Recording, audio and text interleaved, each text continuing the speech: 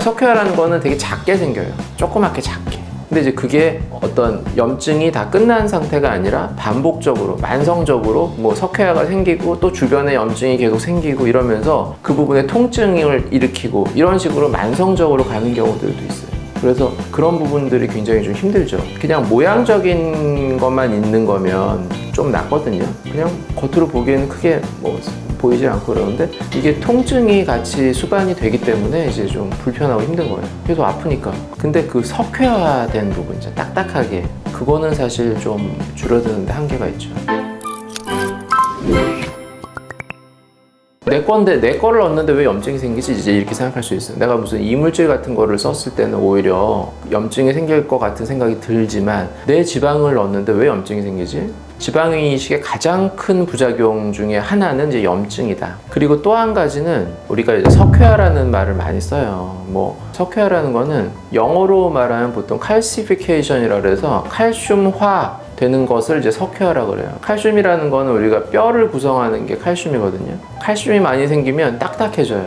뼈처럼. 그게 이제 실제로 생길 수 있는데 석회화라는 거는 보통 그냥 가만히 있다가 생기는 게 아니고 약간 염증 같은 게 생기면 그게 염증이 생기고 나서 그게 심해지면 뭐 괴사가 되고 그 괴사가 되고 막 이렇게 그게 아무는 그 과정에서 나중에 쌓이는 게 이제 칼슘이거든요. 그래서 어떤 이유로 염증이 너무 심해진 상태에서 아물게 될 때 이제 석회화가 되는 경우들이 있어요.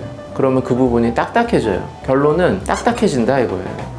근데 그 딱딱해진 게 이렇게 만져보면 돌처럼 딱딱한 느낌이 드는 거예요. 이게 왜 이렇게 딱딱하지? 이제 이런 느낌이 드는 거예요. 그 지방 이식을 하면 보통 이식한 지방은 내가 원래 갖고 있던 지방보다 약간 단단한 경우들이 있어요.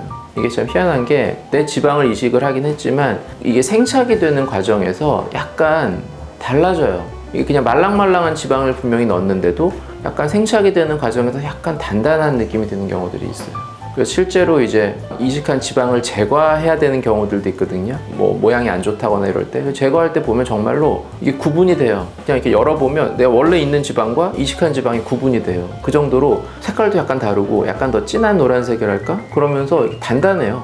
그러니까 사실 구분이 되기 때문에 제거하기도 사실 좋은 부분도 있어요. 이게 구분이 안 되면 어떻게 제거하겠어요? 그래서 그 정도 약간 단단한 느낌은 들 수 있어요. 근데 이 석회화라는 거는 그 정도가 아니에요. 진짜 많이 딱딱해요. 근데 그게 엄청 크게 이렇게 석회화가 생기는 경우는 잘 없어요. 아주 조그맣게. 왜냐하면 일정 부분에 염증이 생기고 그게 괴사가 돼서 이렇게 아물면서 이렇게 그냥 자연적인 현상을 말하는 거예요. 그렇게 됐을 때 염증이 이렇게 덩어리가 졌다 그래도 석회화가 될 때는 점점 쪼그라들어서 조그맣게 가운데 남게 되거든요. 그러니까 석회화라는 거는 되게 작게 생겨요. 조그맣게 작게. 근데 이제 그게 어떤 염증이 다 끝난 상태가 아니라 반복적으로, 만성적으로 뭐 석회화가 생기고 또 주변에 염증이 계속 생기고 이러면서 그 부분에 통증을 일으키고 이런 식으로 만성적으로 가는 경우들도 있어요.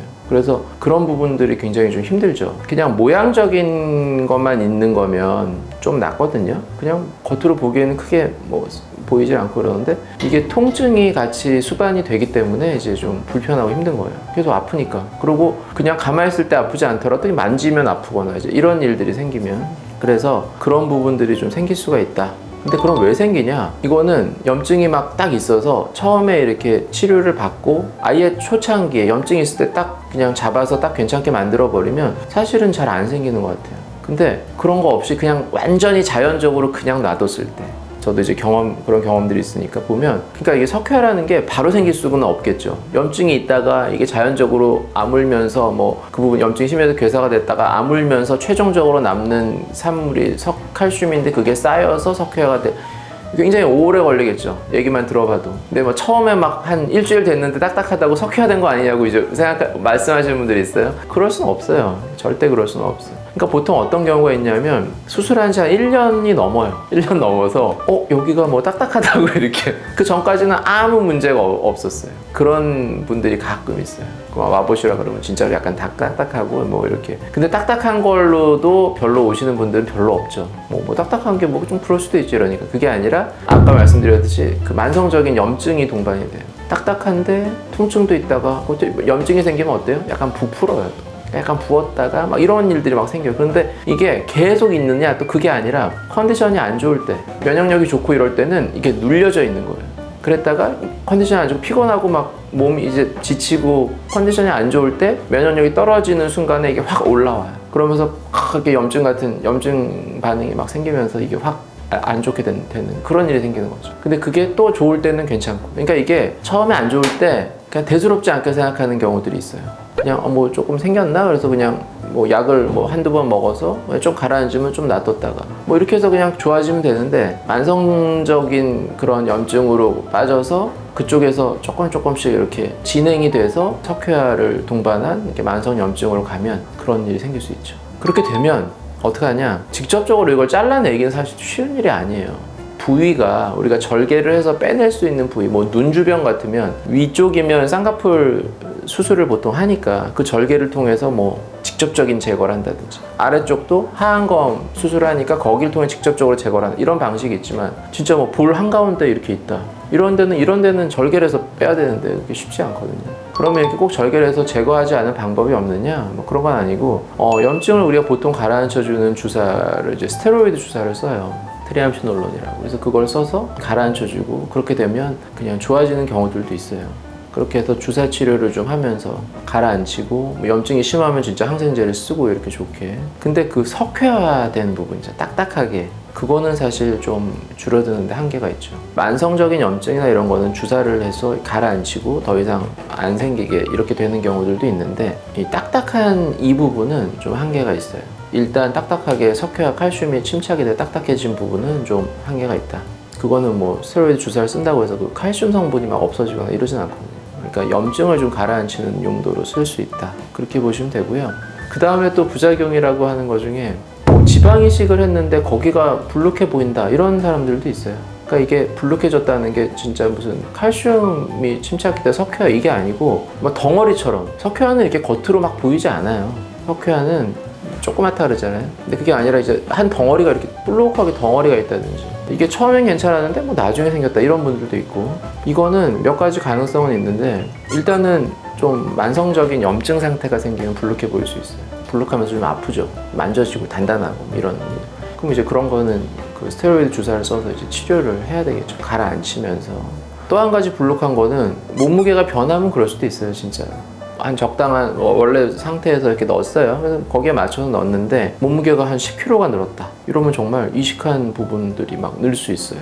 근데 그거는 어떤 게 또 있냐면, 이식을 할 때 보통 가져오는 부위가 있잖아요. 근데 이게 복부나 허벅지에서 가져온다 그랬잖아요. 그러면 이 이식한 세포는 내가 이렇게 옮겨왔잖아요. 그 옮겨오면 얼굴에 있는 지방세포를 따라가는 게 아니라 원래 갖고 왔던 복부나 허벅지의 그런 특성을 따라가거든요. 우리가 뭐 살이 찌면 당연히 얼굴살도 찌죠. 그리고 배도 찌고 허벅지도 찌겠죠. 근데 조금씩 차이는 있단 말이에요. 찌는 게 뭐 나이가 들수록 많이 먹어서 찌는데 뭐 얼굴은 안 찌고 뭐 이런다. 근데 얼굴은 빠지는 게 많으니까 그런 거고. 그러니까 그만큼 이제 부위에 따라서 지방이 이제 붙는 그런 정도, 이것도 당연히 차이가 있을 수 있죠.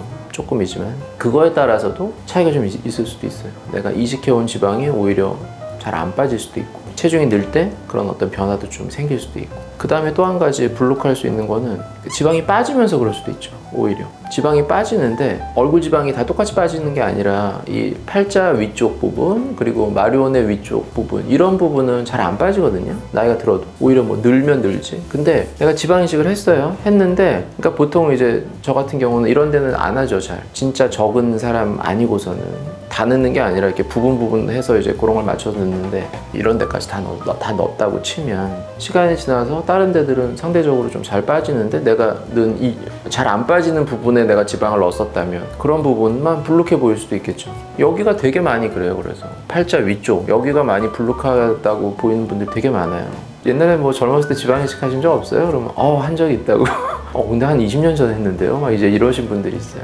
다 한 거죠. 그냥 다 여기까지. 여기를 지방 이식을 해서 올려놨는데 그 부분은 안 빠지는 거예요. 딴 데는 같이 넣었지만 딴 데는 빠지는 거예요. 이제 그러면 불룩해 보이는 거죠. 그러니까 불룩하면 더 처져 보이고 위에는 없고, 이러니까 더 노화가 더 심해 보이는 거죠. 그런 분들은 여기를 빼고 싶다 그러고 이러는데, 지방이니까 해결을 하려면 뺄 수도 있겠죠. 진짜 지방 흡입 같은 방법. 근데 또 속에 있는 지방은 뺐지만 겉에 있는 피부가 불룩하니까 남는, 그건 어떻게 해요? 그러니까 이게 하나로 다 해결할 수는 없겠죠. 그 남는 피부를 또 뭐 당겨주거나 이런 방식으로 또 생각할 수도 있고. 그런 불룩해지는 거, 이걸 봤을 때 약간 뭐 섬유화 이런 말들도 하긴 하는데, 사실 섬유화가 돼서 지방이 막 불룩해지거나 이러기는 쉬운 거 같진 않아요. 제 경험상으로는. 보통 그거는 어떤 부분이 있냐면 섬유화가 될 때 뭐 그러니까 피가 났던 부분이 다 멍이 든 거죠. 안에 혈종 같은 게. 그게 이제 흡수가 다 안 되고 그 부분이 좀 섬유 조직으로 바뀌거나 뭐 이런 경우들은 가끔 있는 것 같은데, 지방 이식을 했던 부분이 섬유화가 된다 이런 거는 뭐 염증이 생겼다가 이제 섬유화가 된다거나 이럴 수는 있을 것 같은데, 섬유화라는 게 일종의 흉살을 말하는 거죠. 사실 흉살. 근데 지방 이식을 했던 게 흉살이 되기는 사실은 뭐 쉬운 건 아닌 것 같아요, 이거는.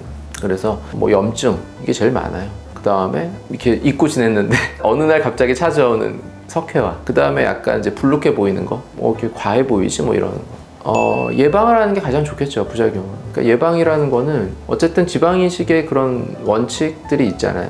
원칙을 지켜서 하는 건데, 제일 중요한 건 일단 생착이 잘 되게 하는 거예요. 생착이 안 된 부분에 있어서 뭐가 자꾸 문제가 생기는 거니까. 염증 같은 경우도 오염되지 않게. 뭐 사실 수술은 당연하잖아요. 오염되지 않는 상태에서 수술하는 건 당연한 건데, 그렇게 수술을 잘 하고 관리를 항상 해야죠. 그러고 수술하고 나서도 이제 환자분도 좀 관리를 해야죠. 그래도 좀 처음 회복할 때는 붓고 막 이러니까 그때는 막 하시려고 그러지 말고 좀 쉬시라 그래요. 다만 며칠이라도 좀 쉬셔라. 잘 드시고 잘 자고 몸을 편안하게 쉬셔라고.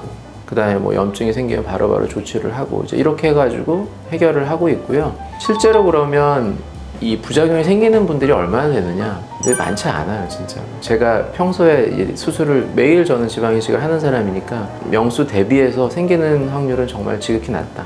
이게 만약 높으면 저도 지방이식을 하기가 힘들 것 같아요. 내가 아무리 열심히 해도 자꾸 부작용이 생긴다. 이러면 진짜 이거는 정말 이거를 계속 할까? 이런 생각을 하겠죠. 그 다음에 석회화가 돼서 나타나는 사람은 진짜 드물어요. 최근 몇 년은 진짜 잘 없는 것 같아요, 그거는. 사실 뭐 다른 것도 그렇겠지만 이 수술이라는 거는 수술하는 사람이 어떻게 하느냐도 되게 중요하거든요. 제가 이렇게 드리는 말씀이 뭐 일반적인 거라고 다 말씀드리는 거는 아니고, 그냥 제 개인적인 뭐 경험, 그리고 제가 하는 그런 스타일에 대해서 말씀드린 거고, 다른 사람은 좀 다를 수도 있죠. 저는 이렇게 하니까 어느 정도 그래도 할 만한 것 같아서 이렇게 진행을 하고 있다, 이렇게 말씀드릴 수 있겠습니다. 네, 지금까지 지방이식 부작용에 대해서 좀 자세하게 말씀드렸고요. 더 궁금하신 점 있으시면 댓글로 남겨주시면 제가 직접 답변 달아드리도록 하겠습니다. 지금까지 상담 오선생의 오선생이었습니다. 감사합니다.